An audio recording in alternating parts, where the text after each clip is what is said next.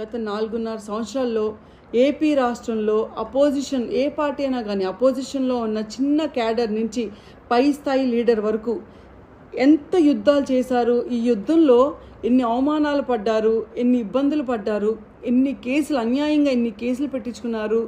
కొంతమంది ఆస్తులు పోగొట్టుకున్నారు, కొంతమంది ఏకంగా ప్రాణాలే పోగొట్టుకున్నారు దారుణంగా.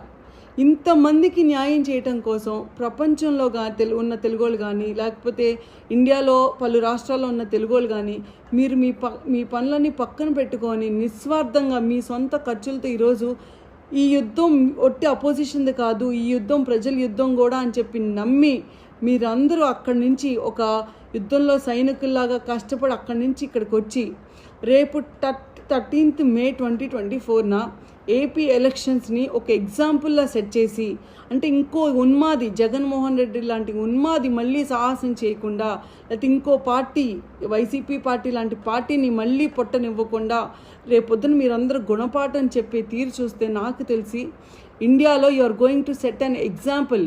రేపు AP election is going to set an example. ఇలాంటి వాళ్ళు ఎవరైనా సరే మళ్ళీ పవర్లోకి రాకుండా, మళ్ళీ ప్రజల్ని లూటీ చేయకుండా, ఇబ్బంది పెట్టకుండా ఒక డెమోక్రసీని మీ అందరూ కలిసి నిలబెట్టడానికి ట్రై చేస్తున్నందుకు చాలా చాలా థ్యాంక్స్ అండి. This is my last video. Thank you so much.